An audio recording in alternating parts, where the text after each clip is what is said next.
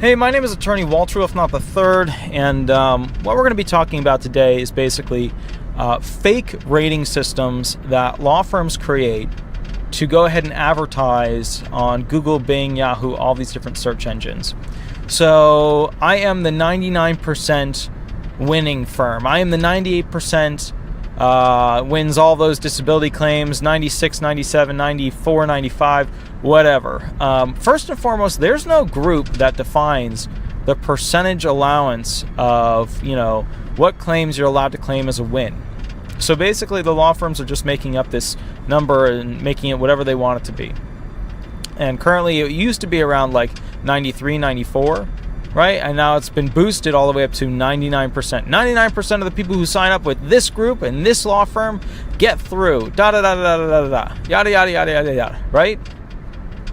Okay, so obviously, not 99% of the people who sign up with, for example, Morgan & Morgan, Alinsky, Nation. Nation's now owned by Morgan & Morgan, but my point is, and Morgan & Morgan owns a bunch of law firms, but my point is, any one of these firms, right? They don't win 99% of the claims that they get. They make up their rules, and this is any law firm, not just those. I'm just using those as examples of very familiar names that a lot of people have heard. They make up their own rules as to what percentages apply to what is a person that's gone with them and is found to be disabled and yada, yada, yada. When you actually contact many of these law firms to say, hey, can you go ahead and send me your rubric or grading system for how basically an individual is found disabled and how you do your percentage analysis, most of them don't even have a system. They just made it up. That I in my opinion, that I've contacted. Because I was wondering, how should I be doing my calculations for this? I then found out that, when I did receive a rubric, what I realized was that a lot of the claims that they are receiving that basically state, hey, people don't count if we fire them. People don't count if we get them past a certain point.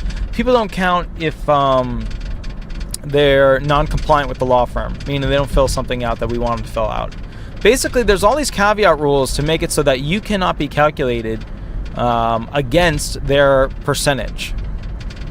So basically what you're dealing with here is just a big, massive lie. There's no other better way to put it. And, as attorneys, we're supposed to say, hey, these groups are being disingenuous and da-da-da-da. Well, I think statistically, when you expect a percentage of a firm going through, right, and how well they're doing, you expect, person begins with the firm, and at some point, person is found disabled. Okay, so that person then counts towards those people that they could get found disabled. I think you'd also expect that a person who enters, starts with the firm, and then ultimately ends up over here, fires the firm, and then goes to trial with another firm, and that other firm wins with the other firm. This other firm shouldn't be able to go ahead and say that, it was all them or all their work. I mean, it should be accounted somehow that, look, that wasn't a full win for them. They got fired. I think another thing is that if the law firm fires the person, it shouldn't be counted towards that law firm to be able to say, hey, this person doesn't count towards the people who we couldn't get on disability. They just don't count, at all. I don't think that's right. I think that there's a lot of really, really misleading things that are being done right now for advertising purposes online. And I think that there needs to be some sort of standardized system that all the law firms have to stick by, because it's bad. It's really bad. It's rampant at this point.